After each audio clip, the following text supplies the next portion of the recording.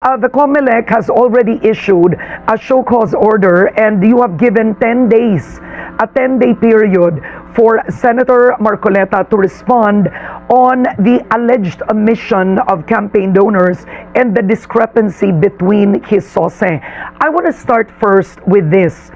Did you receive an actual complaint regarding Senator Marcoleta's alleged non-disclosure? Ma'am Karen, no actual complaint was ever filed before the Commission on Elections. The COMELEC, just like also in the other cases, had committed to itself a motu proprio investigation, fact-finding investigation, to find out the truth as to the alleged discrepancy between the SOSE and the SALN. Kami po yun, efforts na lang po ng Commission, kasi if the COMELEC will not be doing something, the COMELEC will be branded as protecting somebody or not doing anything. So kami na lang po ang nag-motu proprio because the SALN naman po of the personality involved is already made public or was already made public, and at the same time we have with us the copy of the SOSE so we can easily compare. So what is now needed is just the explanation officially on ano po ba talaga ang dahilan why there was such a discrepancy and there was no revelation of the names of the contributors or donors as pointed out earlier during a recent interview of the personality involved. Okay, so Chairman, what you're saying is the COMELEC did its motu proprio, kumbaga, comparison or investigation of all those who ran in 2020, who ran in the last midterm? Yes, Ma'am Karen. In fact, for the 2022 elections, we found out that there were about 54 contractors who gave donations and contributions to several candidates, even for the position of president, vice president, senators, and up to the position of vice governor. Now, in the case of the 2025 national and local election, just most recently, we found out that there were about 31 contractors, perhaps public works contractors or alleged public works contractors who contributed funds sa mga campaign organizations ng political parties and party lists and candidates. And so we likewise issued the necessary show cause orders directed against these individuals or corporations. Okay, bawal po ba ang contractor mag-donate sa isang kandidato, or ang bawal ay kung ang contractor ay may kontrata sa gobyerno? Thank you very much, Ma'am Karen, for that question. Contractor per se, we have to make a distinction.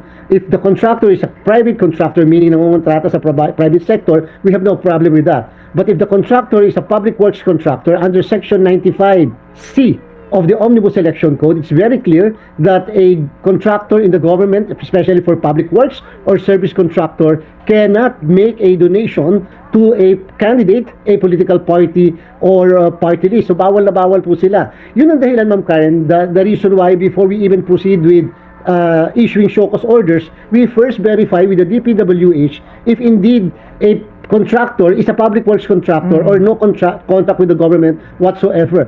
In 2022, we found out that of the 54, meron 27 na government contractors at meron 26 na hindi naman pala private contractors. So what we did was to proceed immediately with the issuance of the show cause orders directed sa mga 27 na contractors. We are now waiting for the confirmation of the DPWH dito naman po sa 31 alleged contractors who made contribution for the 2025 national and local elections. Okay, eto muna tayo, balikan natin ang kay Senator Marcoleta. Ipaliwanag po ninyo, what records, based on your records, magkano po ang SALN ni Senator Marcoleta and yung kanyang SOSE? Yes, Ma'am Karen, based dito sa na-publish or as wave kasi yung right as against do sa SOSE, sa SALN, more or less mga 50 million po yung nakita namin na amount sa SALN. When it comes to the SOSE naman, more or less mga 110, 112 million or 120 million ang nagastos doon po sa Statement of Contribution Expenditure and without revealing a single contributor or donor. So, okay, ang nagiging tanong ng publiko kasi ay bakit may discrepancy na ganun kung walang nag-donate. So, therefore, the presumption in law is you spent this amount using your own personal money. Okay, so let's make the public understand this. When you make your SALN, you're essentially including personal assets, right? So maybe I did not see Senator Marcoleta's SALN, but to be fair to him, okay, what if he put the the value of his old home. Diba? Hindi ko nakita eh. Yung talagang assets. Because ang kotse nga, hindi mo alam kung asset yun at this point. Some say, ang kotse, you don't have to put as an asset. Right? Kasi liability siya, gastos siya. But let's say, hypothetically, he put, I'm assuming, maybe a bank account, I don't know if he did, but let's say the value of his old home, which let's say kung zonal value yun, pwede maliit. But what if walang ang donor sa kanyang, public donor sa kanyang election, but let's say it was given by friends or his wife, for example, or somebody.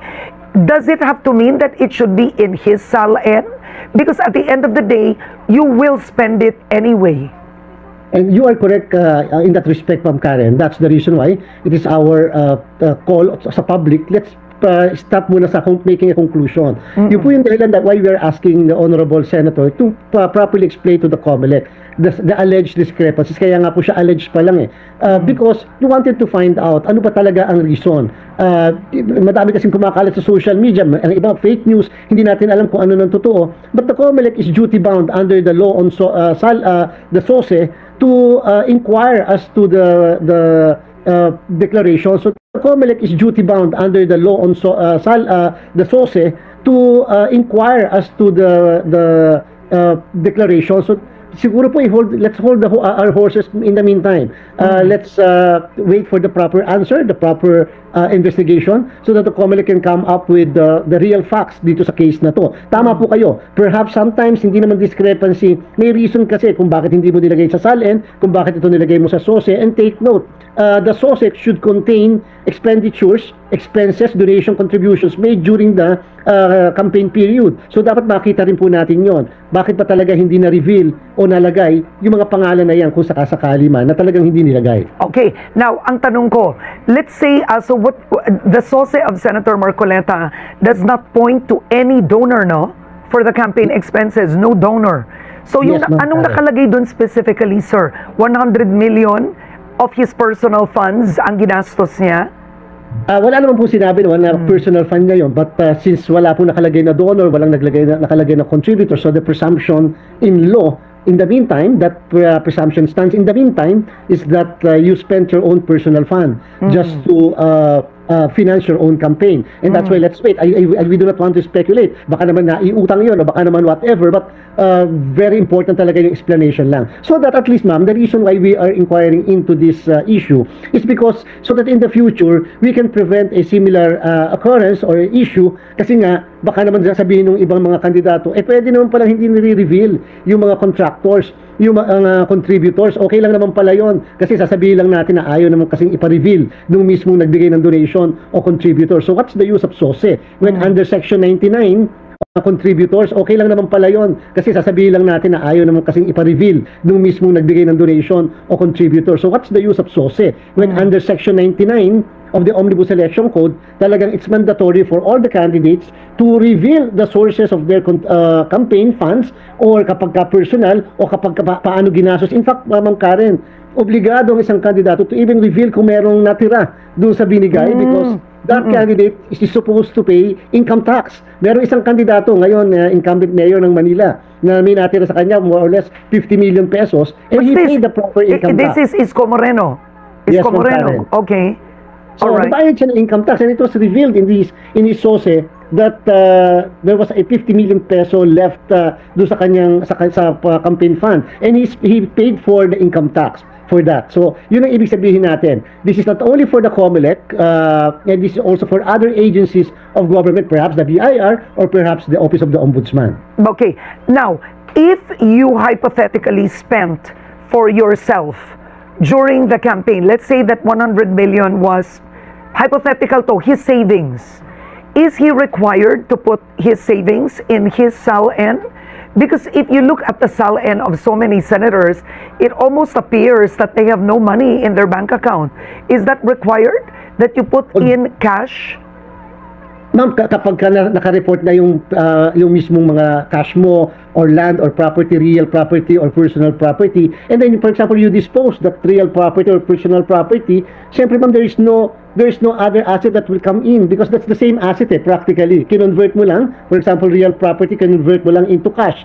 And therefore, kung ano yung amount na yon, baka may pumasok na mas malaki pero hindi naman kasi required. Kasi ang required doon na i-report sa SALN, yung acquisition cost. Hindi naman nire-report mo yung mismong pag-dispose ng asset na yon. So, that's the reason why there should be a deeper understanding really of what should be contained in the SALN, what should be reported, should not be reported, and what's the relevance of a property, real or personal, converted into something. Yun yung maganda rin malaman natin. Para din yun, that's the reason why we have to understand, tama rin yung binabanggit nyo before malaman natin, ano pa talaga dapat yung nakalagay sa SALN? Ano yung hindi dapat ilagay? And how do we treat yung mga nakalagay sa SALN? As against the SOSE naman. Kasi, kasi halimbawa, tatakbo ang isang tao for public office, nakakuha siya ng 250 million. I wouldn't say that as something I would put in my SALN because you're gonna spend it, right, for a specific purpose. Pero ang sinasabi po ninyo, ang SOSE, na kay Senator Marcoleta does not have details. Is that correct of where the 100 million came from? Tama? Wala po siyang mga contributors kasi or donors. So the presumption in law is perhaps it's coming from his personal fund. So personal yun. So hindi wala po siyang mga contributors kasi or donors. So the presumption in law is perhaps it's coming from his personal fund. So personal yun. So hindi na natin para pakialaman yung personal fund. But what if it came from his wife, his daughter, his brother, people who are not in public office? Does he still have to put that in? Yes po, kapag po sister, brother, a son, daughter, dapat po that's also form part of the donation or contribution. Siyempre bawal lang under the Civil Code or Family Code of the Philippines, bawal kasi ang spouses to give donation to one another. So yan lang po yung iniiwasan. Pero yung all others, you have to report. Kahit nanay, tatay mo, you have to report to your SOSE. But again, there may be an explanation as to why there is a discrepancy. And that's why we have to wait for that explanation. Yun po yung maganda dito sa ginagawa natin na formal investigation so that we can find out and then we can make the necessary corrective measure in the future as baka nga may mga loopholes yung ating mga guidelines o yung ating batas so that later on hindi po yung magagamit naman ng mga future candidates. Okay, now there's already a precedent or a precedent when it comes to the sanctions of the COMELEC when a candidate violates the regulation of filing the SALN. In 2010, after the national elections, a former Senator Serge Osmeña did not submit his SOSE as required under Section 14 of Republic Act 7166. I mean, I'm not sure if he particularly lost that election or won it, but at the end of the day, the COMELEC barred Osmeña from assuming office until he complied.